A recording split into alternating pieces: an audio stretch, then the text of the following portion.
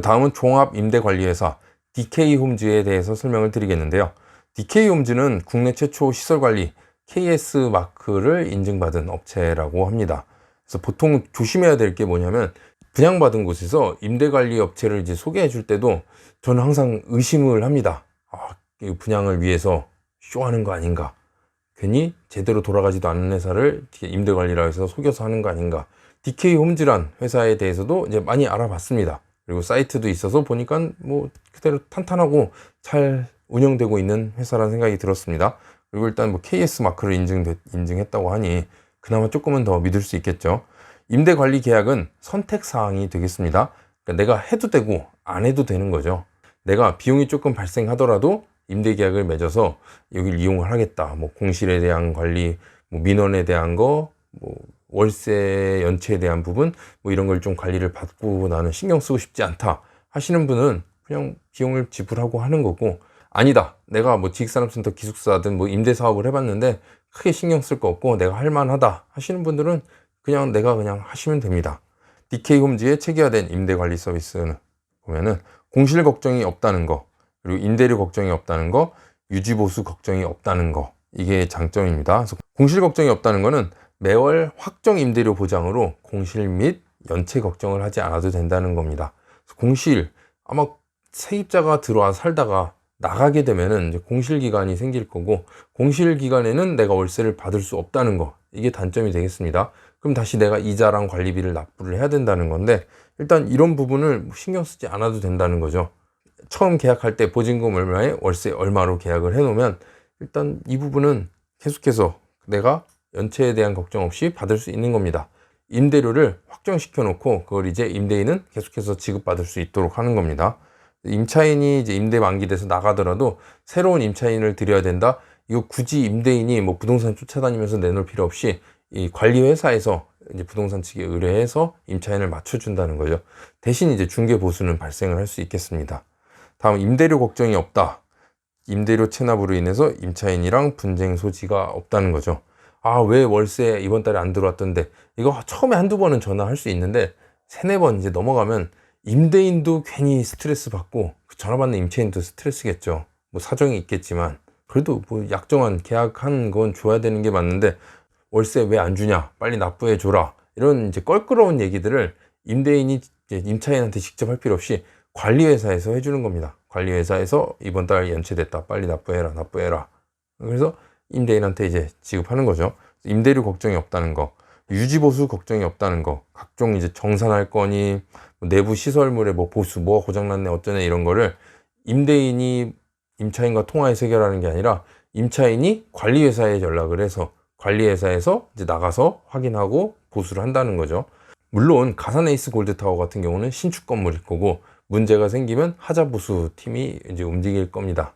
그래서 신축 건물 같은 경우는 크게 이 부분은 없겠지만 10년간은 임대관리회사와 계약을 맺고 이용할 수가 있습니다. 그래서 신축일 때는 뭐 문제가 안 되겠지만, 이제 건물 연식이 되고 지나고 이제 문제가 생길 때쯤에서는 임대인도 신경 써야 될 부분이 있을 텐데, 이러한 부분을 관리회사에서 대신해 준다는 거죠. 그래서 DK홈즈와 임대관리 위탁계약 체결 시에는 국토부 지정고시 보증기관의 증권을 발행한다는 거, 최대 10년까지 계약이 가능하다는 거, 앞에서 말씀드린 공실, 연체, 유지보수 걱정이 없다는 거, 이게 장점이 되겠습니다. 그래서 DK홈즈와 임대관리 위탁계약을 체결하게 되면 최대 10년까지 임대 보장으로 안정적인 보장을 받을 수 있습니다. 이건 매년 계약을 갱신하는 겁니다. 내가 하다가 이제 안 해도 되겠다, 필요 없다 그러면 계약 안 하면 됩니다. 갱신 안 하면 그때부터 내가 하는 거고요. 자, 두 번째는 국토부에서 지정고시기관으로부터 이행보증보험증권을 발급을 합니다. 그래서 임대인이 월세를 안전하게 받을 수 있도록 보험증권을 통해서 하는 거죠. 세 번째, 공실, 임대료 연체, 시설, 민원 관리를 DK홈즈에서 운영하여 임대인에게 편의성을 제공합니다. 내가 분양받아 놓고 여기 일일이 신경 쓰고 왔다 갔다 할 그게 안 된다, 난 임차인이랑 이런 계속 뭐 고장났네, 고쳐달라, 뭐 돈을 왜 안 주냐, 뭐 이런 얘기하는 게 너무 싫다 하시는 분들은 아예 그냥 깔끔하게 여기 맞춰서 위탁 관리하는 거죠. 다 관리해라, 나한테는 약정한 날짜에 맞춰서 월세만 꼬박꼬박 지급하면 된다, 뭐 이렇게 계약을 하는 거죠. 이렇게 봤을 때 가산 에이스 골드타워 기숙사 임대 수익률, 일단 70%까지 대출이 된다고 가정하고 남아있는 호실들이 약 1억 6천에서 1억 7천 정도 됩니다. 그냥 중간 가격 1억 6천5백으로 공급가를 잡았습니다. 그래서 보면은 취득세 4.6% 759만 원, 그리고 가산 현재 시세 1000에 60만 원입니다. 그럼 실투자금을 봤을 때 1억 6천5백에서 대출 금액을 빼고 취득세는 더하고 보증금 1000을 빼면은 4,709만 원이 되겠습니다. 내 실투자금은 4,709만 원. 연이자 대출 70% 받은 거에 있어서 2.5%를 계산했을 때 288만 7,500원. 월 이자로 따지면 12로 나누면 약 24만 원 정도 되겠네요. 24만 원. 연차임은 60만 원씩 해서 720만 원. 연실수익은 이만큼 나오고 연수익률은 9.16%가 되겠습니다.